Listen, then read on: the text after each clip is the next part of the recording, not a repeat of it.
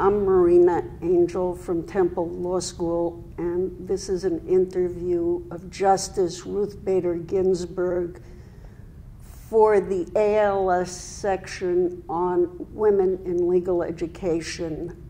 She was one of the early presiders over that section and a founding member. Justice Ginsburg, I think we're interested in knowing when you decided to study law and how did that come about? Marina, it was in my junior year at college at Cornell. I had gone to Cornell thinking I would be a high school history teacher. Good job for a woman. Right, right. And then in my years in college, it was the heyday of Senator McCarthy, Senator Joseph McCarthy. I was a research assistant for a professor of government, Robert Cushman. And he wanted me to be aware that our country was straying from its most basic values. And he pointed out that lawyers were standing up for people hauled before the House Un-American Activities Committee, the Senate Internal Security Committee, and the lawyers were reminding our Congress that there is a First Amendment and there is a Fifth Amendment. So the notion was, well, lawyering was something you might do for a living, but you could also use your skill to help people who needed it, to make things a little better. So then I decided to take the LSAT, which I took in my junior year. My family was quite concerned because how was I going to make a living as a lawyer when a lady lawyer was not wanted? So then Marty and I married. He was a year ahead of me at Cornell. We married at, I think, like a week after I graduated from Cornell. And then my family said, well, if Ruth wants to go to law school, it's okay, because she has a man to support her. So that's my story about how I got to law school. You know, you reminded me when I told my mother I was going to law school, she said, legal secretary is a good job for a woman. Our mother's generation had a much narrower focus because of the time and the circumstances. I have a sense that your husband was your best mentor. Did you have other mentors? Marty was my best friend. I wouldn't call him a mentor because that implies someone who is older or someone you look up to. We were best friends since I was 17 and he was 18. And mentors, people think about women as mentors. There weren't any, as you know. I never had a woman teach me in law school. Women in the judiciary were barely there. In the federal courts, when I graduated from law school, there had been Florence Allen, appointed by Roosevelt in 1934 to the Sixth Circuit.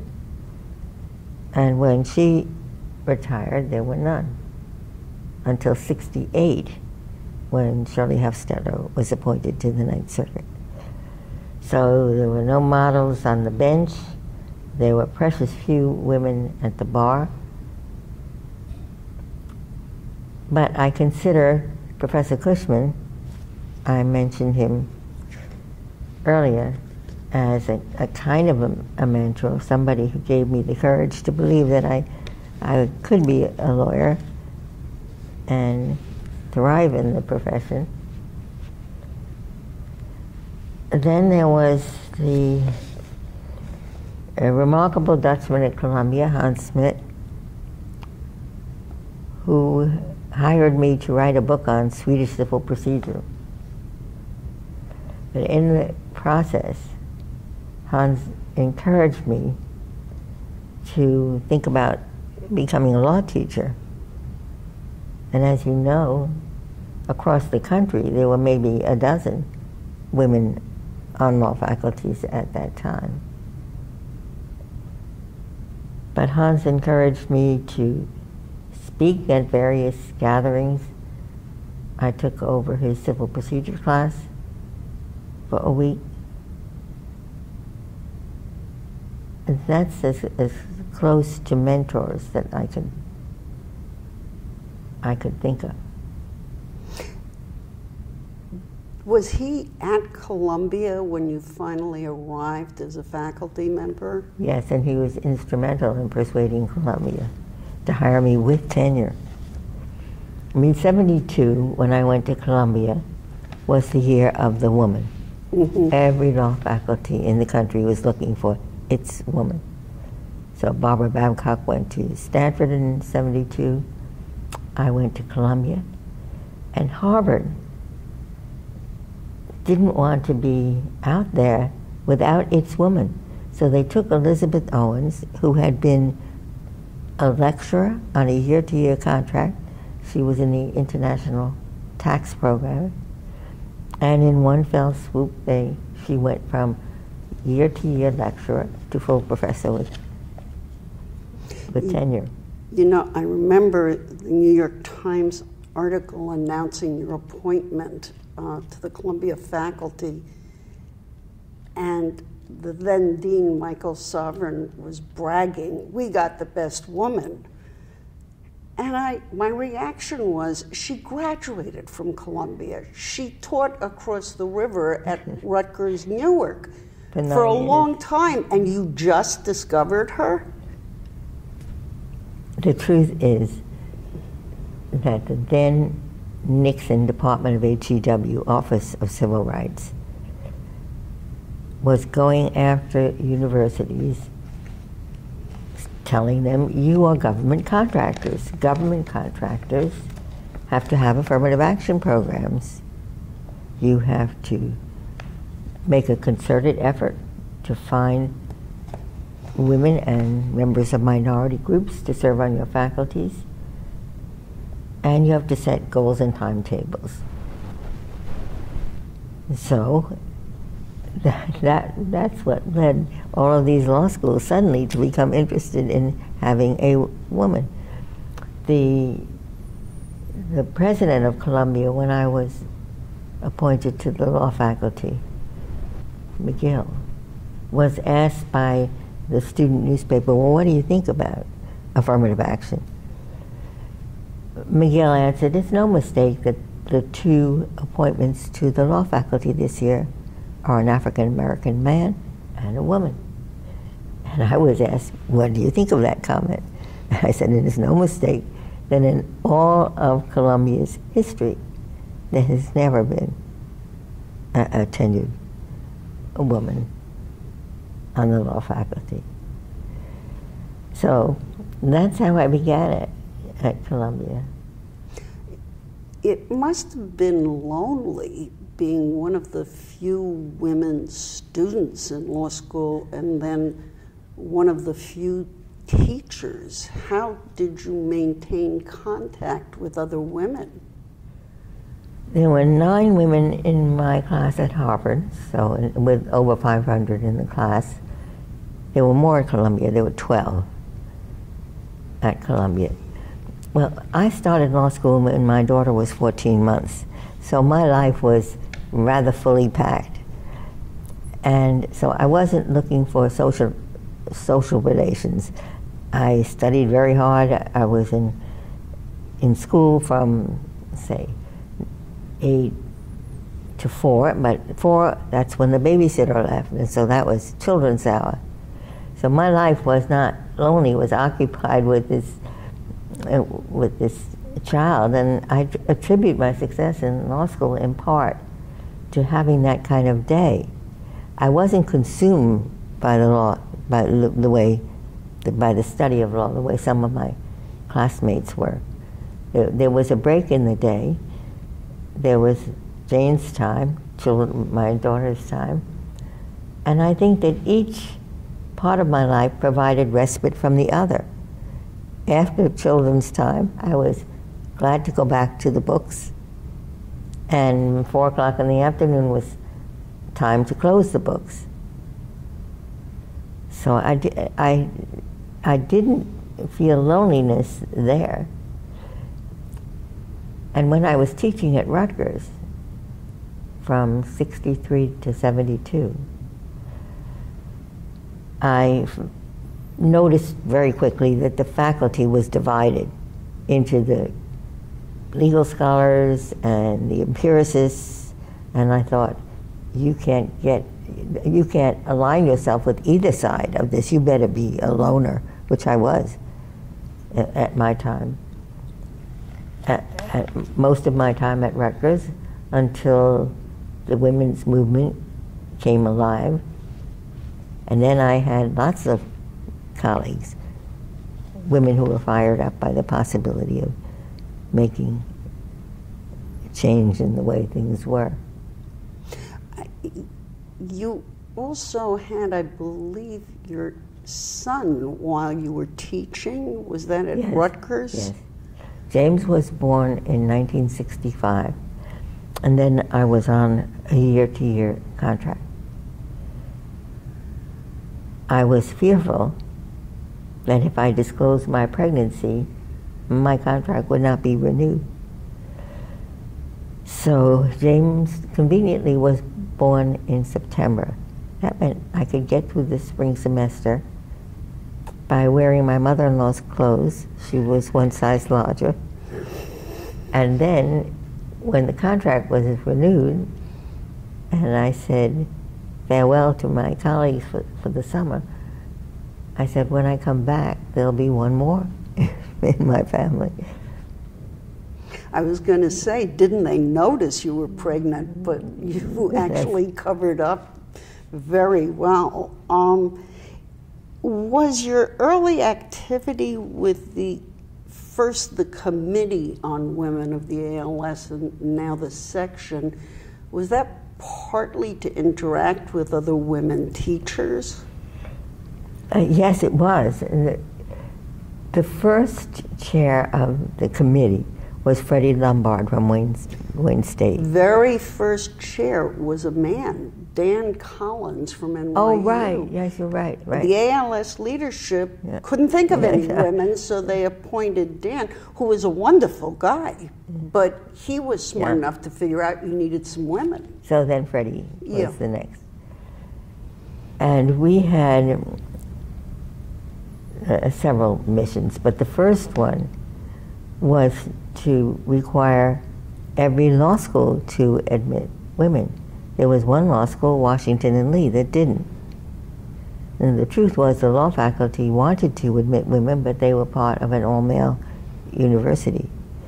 When the AALS adopted the policy that no school could be a member of the association unless they had a non-discriminatory admission policy, and that included admitting women.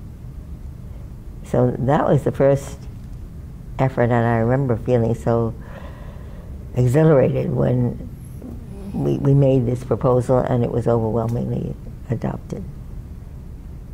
Well, the early committee did an awful lot of things. I was always impressed it was such a small group of women, but you did a survey of how many women teachers there were, what they were teaching, and I remember when I came to the first meeting, you all knew who I was because there still were so few women in legal education.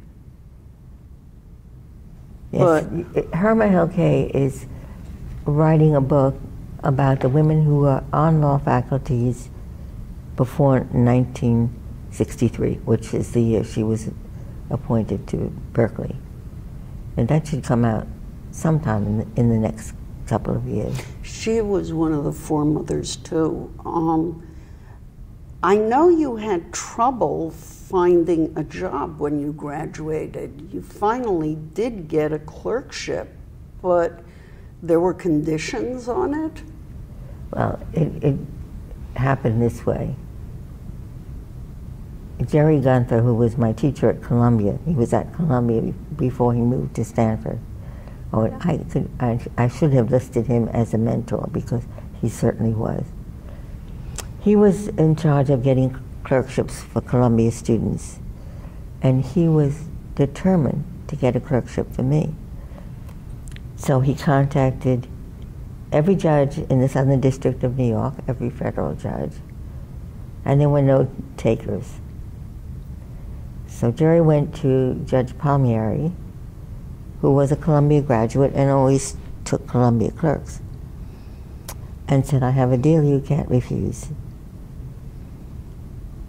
Give Ruth a chance, and if she doesn't work out, there's a man in her class who's going to a downtown firm, and he will come in and take over. So that was the carrot. And the stick was, if you don't give her a chance, I will never recommend another Columbia student to you. Oh, really? Yeah. He said that? Yeah. Now, Palmieri, it wasn't simply that I was a woman, because he had had one woman clerk before. He was very much concerned about my 4-year-old daughter. So his fear was that my child might get sick and I'd have to miss an important day in court.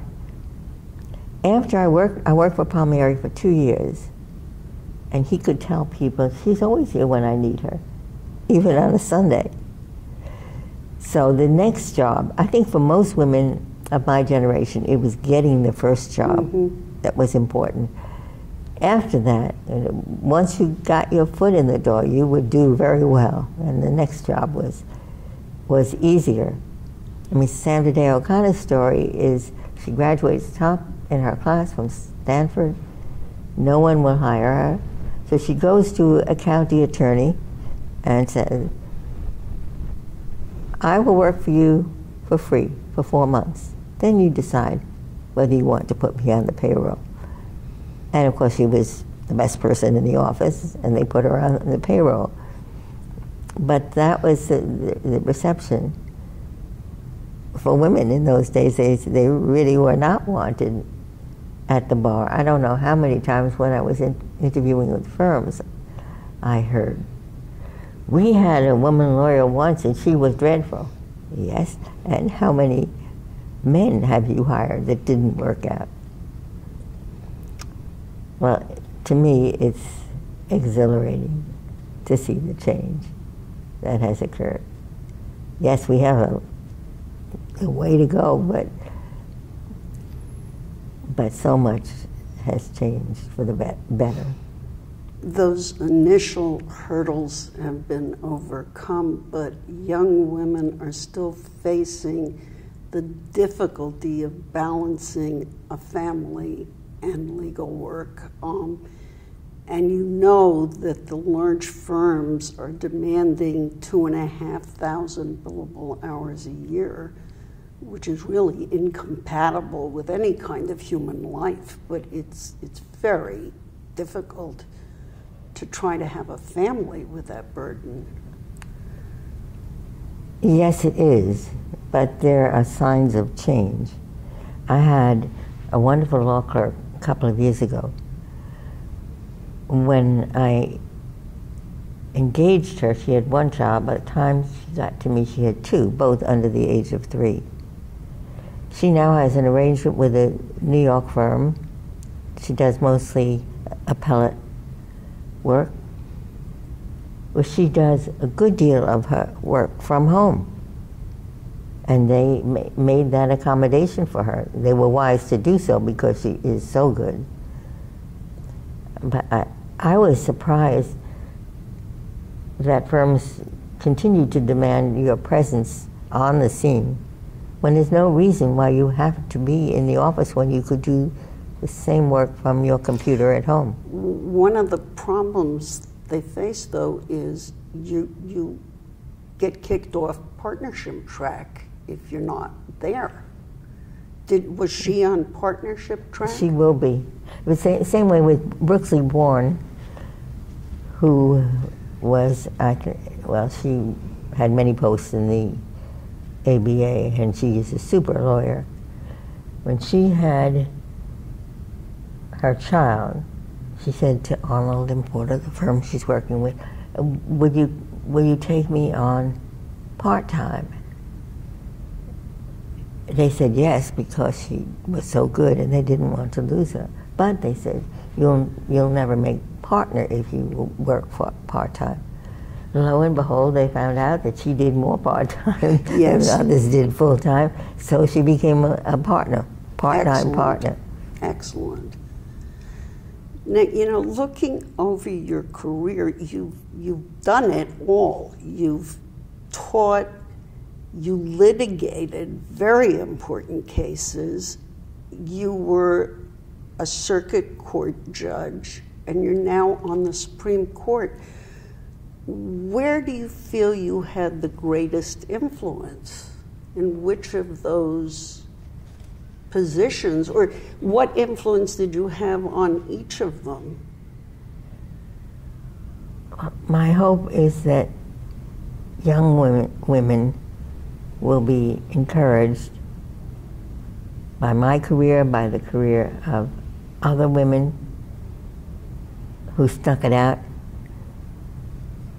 to believe that they can achieve, that they can aspire and achieve, and they can live a balanced life. Now, I must admit that Marty, my dear husband who died 4 years ago, I've heard so many women say to me, well, I would have married if I could find my Marty. But most men were not like Marty. He was my biggest booster. And we accommodated to each other at different times. When he was climbing the ladder in the New York law firm, and he was determined to become partner in 5 years, so I did most of what we did at home. Then, when Jimmy Carter appointed me to the Court of Appeals for the D.C. Circuit, I had so many questions. Well, it's going to be really hard for you, won't it, commuting back and forth from New York? I said, what makes you think Marty won't come with me to D.C., which of course he did. And he taught at Georgetown, yes. I believe. He had lab practice. He was teaching at Columbia the year I was appointed to the bench. And so he transferred to Georgetown. I think you had a very long and happy marriage, and you're right, there were very few men at that time who could really conceive of an egalitarian marriage. I think there's more of them now, but it's not a majority. Yes, there are many more, and I think both of my children have that kind of relationship with their spouses. One of the reasons why Marty was the way he was is that he was very secure in his own capacity, in his own ability. So he never regarded me as any kind of threat. On the contrary, he thought, if I chose Ruth to spend my life with, then she's got to be somebody special. My first year of law school was his second year. One of the women in his class said, your husband is boasting that you were going to make the law review. And I looked at you, and you looked like this little twerp. Marty was not on the law review.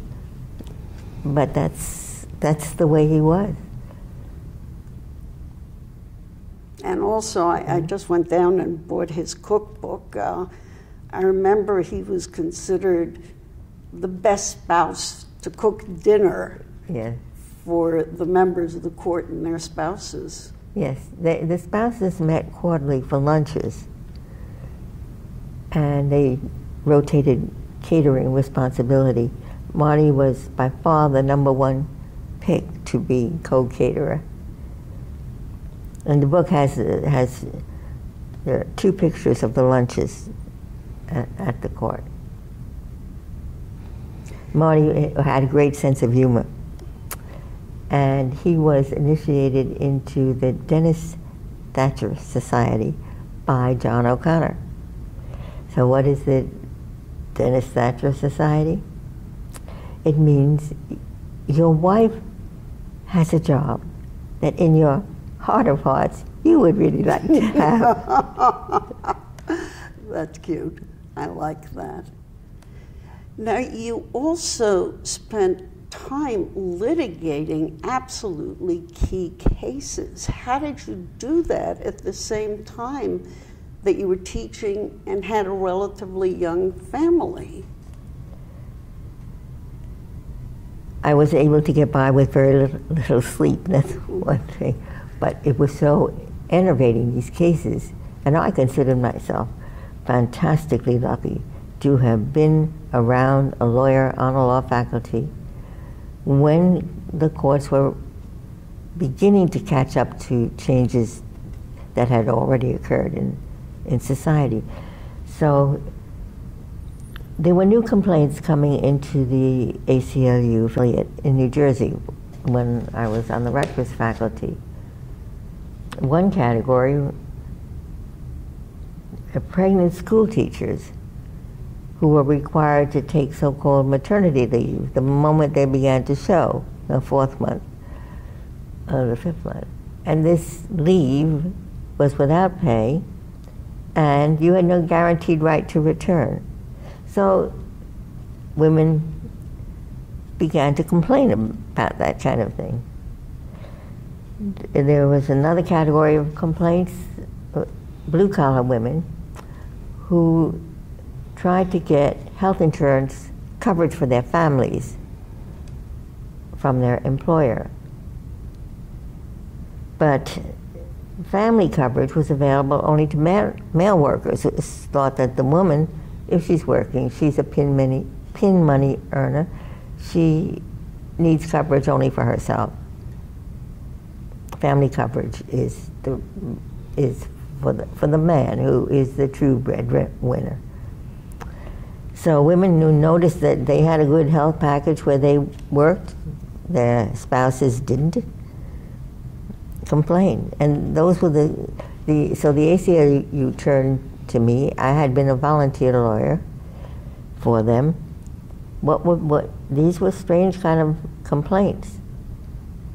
So they fell in my lap. And then when a lawyer who was general counsel to the ACLU in the national office, Marvin Kapotkin, he was reading Law Week one day and he noticed this decision of the Idaho Supreme Court. It was in Sally Reed's case. It was the case of a woman whose teenage son died under tragic circumstances, and she wanted to be appointed administrator of his estate, not because there was any money in it, but for sentimental reasons.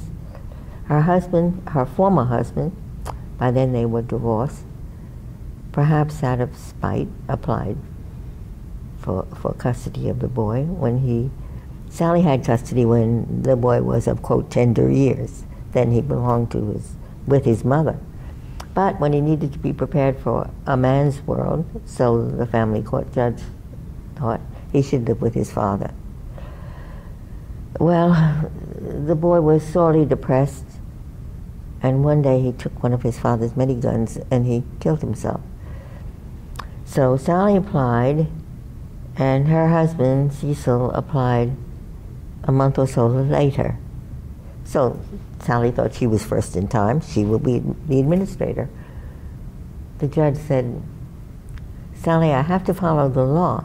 And the Idaho probate code said, as between persons equally entitled to administer a decedent's estate, males must be preferred to females. It was a perfect case for us. The facts were just heartrending, and the law was as blatant as it could be. When Marvin said that the ACLU should get in touch with Sally Reed's lawyer in Boise, and volunteer assistance. So I went to Mel Wolf, who was then the legal director of the ACLU, and I said, Mel, I want to write that brief in Sally Reed's case. And Mel said, okay, Ruth, we will. You and I will write that brief. We did, and you know the result. The court didn't say very much, but it was a unanimous judgment in favor of Sally Reed.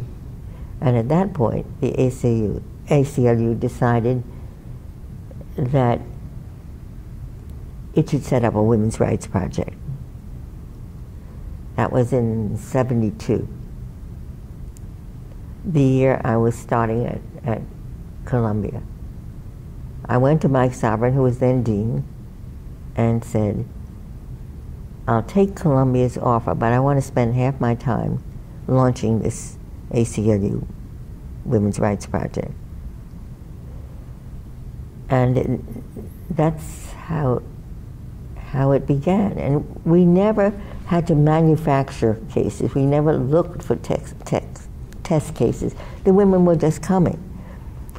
So there was Sharon Frontiero, who was a lieutenant in the Air Force. She married a student, and she didn't get the housing allowance that married couples got. Her husband did not have access to the medical and dental facilities on the base. I mean, it was really a straight equal pay case as I saw it. And then there was Stephen Weisenfeld's case, a man whose wife died in childbirth. He wanted to take personal care of the baby, which he could do with Social Security benefits. He could earn up to a ceiling and then manage for himself and his son with the Social Security benefits. He thought they were child in care benefits, but when he went to the local Social Security office, they said, these are mother's benefits, and they're not father's benefits. It says mother's benefit. So sometimes people say to me, why did you take men's rights cases? Where did the discrimination begin? So Paula Weisenfeld was a teacher. She paid Social Security taxes just like male teachers did, but she did not get for her family the protection that a male worker would get under Social Security. So the discrimination starts with the woman. It is being felt by a man. And that case was so remarkable that it yielded a unanimous judgment here. Then Justice Rehnquist voted to require the law to be opened up to include fathers as well as mothers. So Justice Brennan wrote an opinion that said, this is really discrimination against the woman as worker. And a couple of them said, you know, it's this discrimination against the male as parent. And Rehnquist said, it's totally arbitrary from the point of view of the baby, that he has the opportunity for the protection of a sole surviving parent if the parent is female, but not if the parent is male. So that was a case, that another one where the facts were heartrending. And the law was following the most stereotypical line. That is, the male is the breadwinner who counts, and women take care of the home and the children. So our whole effort was to break down that stereotype, and these cases just walked in the door, one after another. I remain a close friend of Stephen Weisenfeld to this very day. In fact, in May of this year, after many years of being a sole parent, he found a woman that he loves, and I performed the wedding ceremony. And by that time, the baby, Jason, had a family of his own. So they were all here. Jason's 3 children, Stephen and his now wife, Elaine. I I had the sense that at the ACLU's Women's Project, you had a lot of women that you could bounce ideas off of and exchange theories. Is that accurate? Yes. There were two people in particular. One, Sue Ross. Sue was one of the first group of women at NYU that were fired up about women's, what I call, equal citizenship stature.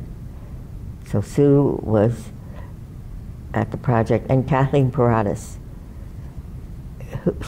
I had the best working relationship with Kathleen. Kathleen was not a shrinking violet. She was very sure of herself. I never had to censor my speech with her. I could say, knowing that I would not wound her, Kathleen, this is totally no good. You have to start over. And I knew it would roll right off her back. And Kathleen is another person who is very dear to me, and I am in touch with to this day. Then there were wonderful women on the ACLU board. There was Barbara Preskel and Harriet Pilpel, Catherine Rohrbach from New Haven. And that was a pretty feisty group on the ACLU board at that time that pushed the ACLU. There were some objectors to what we were doing. Some took the view that the ACLU should stick to its own last. Its mission is to enforce the First Amendment. And it shouldn't get mixed up in this equality business. Well, it did get mixed up in a big way. I affiliated with the ACLU. I started the Women's Rights Project there because the alternative was, well, some of these women's groups had legal arms. But I didn't want to talk just to women. It was important for men to understand that the equal stature of women should be on every human rights agenda. And the ACLU was big into human rights. And that was one that belonged on their agenda and should have top priority. As you know, there's still a fight in the international community as to whether women's rights come under human rights. I think we're winning that one, but it was a fight to get to that point.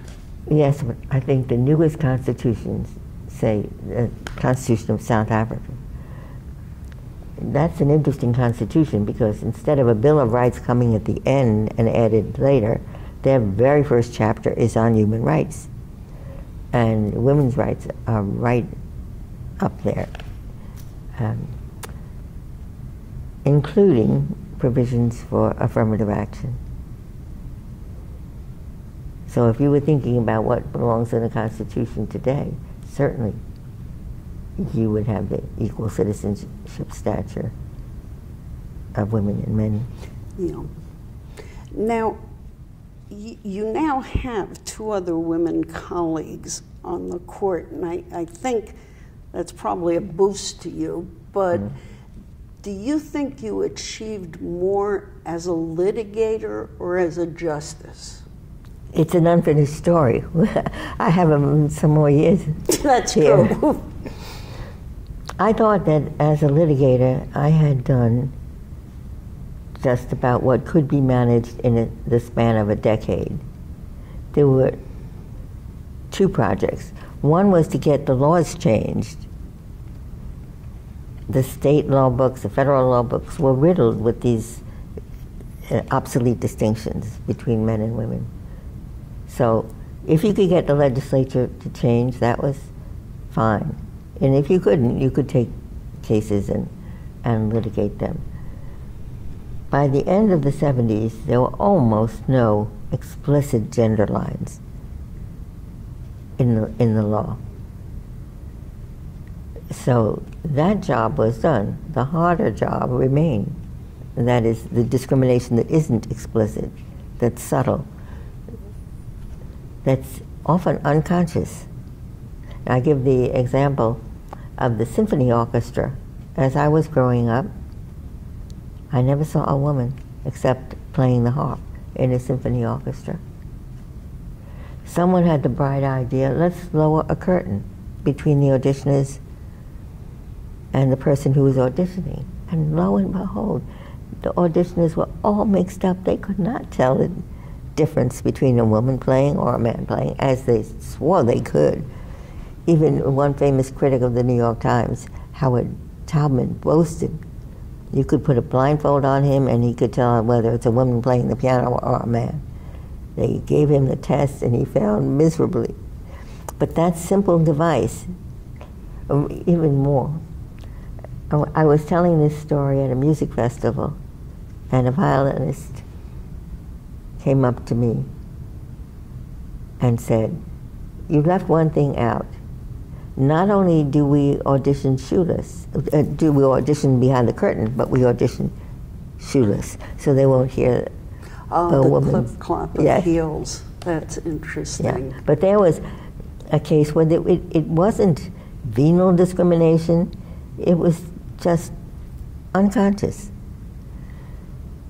There was a wonderful story, a wonderful case that Harriet Rabb handled at Columbia's employment discrimination clinic. It was about women seeking middle management jobs at AT&T. The women were disproportionately left out for promotion. They did fine on all of the qualifications except the last one. The last one was what they called a total person test. So the interviewer would interview the candidate and make a judgment. Well, the interviewers were, on the whole, white men. And they ended up promoting, on the whole, white men. Why? Because they were comfortable with somebody who looks like them. You could trust that person, they understood that person, but a woman was strange. A member of a minority group was strange. So it was overcoming that kind of unconscious bias. That's a tremendous hurdle. And it's harder to get at that kind of bias than it is a law that says, as between persons equally entitled to administer a decedent's estate, males must be preferred to females. So that's a hard job. So anyway, I decided that I didn't really decide. What happened was Jimmy Carter became our president, and he was the one who said, this federal judiciary resembles me.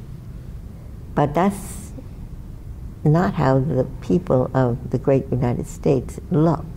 So I wanted to put people on the bench who were left out before, who were overlooked. So he made it his mission to appoint women in numbers and members of minority groups in numbers. And I was one of the lucky 11 women appointed by Carter to the Court of Appeals for the D.C. Circuit. I never thought about the possibility of being a judge until the president made that concerted effort to put women on the bench. You know, you've also published tremendously. You had the first Women in the Law casebook out. You've continued to write articles. Do you think you've had an impact with your writing? I certainly hope so. You know, Marty joked. He said, you have the brief, and you have the article, and you've done it 20 times over. But and maybe that's right, but you have to keep repeating the message, as I do even now. You know, on your example of disparate impact, I now teach that subject in class, and one of the class members who had worked before law school said the test for hiring someone at his company was, is this someone you want to sit next to on an airplane for 4 hours? Mm-hmm. And I continually use that example because who are you going to be able to talk to for 4 hours? And it's going to be someone like you. Yes. And you are going to be uncomfortable with someone who's a different race, a different gender, a different ethnic group, a different religious group. The conversation would not come easily. And when you say, and I've done this with my faculty, but this is disparate impact discrimination, the people doing it go crazy. How could you describe what I'm doing as discrimination? It's very hard to get this concept across. Yes, but when you can do it graphically, as in the case of the symphony orchestra, right away it was apparent that what was going on was this unconscious discrimination. What is it like now having 2 other women on the court? There's 3 of you. Yeah, and think of Justice O'Connor all alone for 12 years. Then I come along, and the staff of the court is forward-looking. They add to our robing room a women's bathroom, same size as the men's. For 12 years, there was no women's bathroom for Sandra. And then, so there are 2 of us. And as you know, we don't look alike. We don't speak alike. But invariably, one lawyer or another called me Justice O'Connor. And they knew there was a woman on the court. Her name was Justice O'Connor. When they heard a woman's voice, that's who it must be. Well, then Sandra left, and it was, you asked about feeling lonely. That's when I felt really lonely. There were these 8 guys, and then there was this little woman. It was altogether the wrong perception for the school children that come in and out of the court for 10 minutes, to watch us for 10 minutes, to see that picture of 8 men and 1 small woman. Then, when Sonia and Elena joined me, it was completely different. Because I've been here so long, I sit toward the middle. And Justice Kagan is at my left, Justice Sotomayor on my right. We look like we're really part of the court, that we are here in numbers and we are here to stay. Then, if the observer watches argument, they will see that my 2 most recent colleagues are not shrinking violets. They are very active in questioning. 2 years ago, Justice Sotomayor beat out Justice Scalia as the justice who asked the most questions at an oral argument. What makes me very happy is no one nowadays calls me Justice Sotomayor or Justice Kagan. They know that there are 3 women, and each one is different, and each one has her own name. That's terrific. And it's true, as a kid, you get visual images of what is, and it's hard to think past that image as to what should be. Yes. But yes. Yeah, now they are getting a good example. Well, sometimes people ask, when do you think there will be enough? And I say, when there are 9. And people are astonished with that answer. But for most of our country's history, there were 9 men, and nobody, or whatever number the Supreme Court had, nobody thought there was anything strange or wrong about that. You're reminding me of Constance Baker Motley, who was with the NAACP Legal Defense Fund, as you know, and was a federal district court judge in New York. She was asked to recuse herself from a racial discrimination case. It was a gender discrimination case. Was it gender? It was the case against a dozen or so top law firms. I think Sullivan and Cromwell was the lead defendant. And Judge Motley was assigned to that case. And they moved to recuse her. And she wrote a funny opinion. She said, well, it seems that nobody would be qualified to judge this case because everybody is one sex or another. Yeah, that was cute. All right, one last question, and I thought of this just now. How do you manage to be so mentally and physically with it? I mean, you've got a secret there because you're in terrific condition physically. Physically, I attribute that to my personal trainer, who comes to the court twice a week. We started in 1999. That was the year I had colorectal cancer. And Marty said, Ruth, you look like a survivor of Auschwitz. You've got to do something to build yourself up. So that's when I started. And I continued to this very day, and now Justice Kagan has the same personal trainer. So that's one side. The other is the array of questions that we get on this court. I mean, we have no easy questions. We don't take cases unless other courts have disagreed on what the federal law is. So the process of thinking about these cases, first, how do I think they should come out? Then, how am I going to try to persuade my colleagues?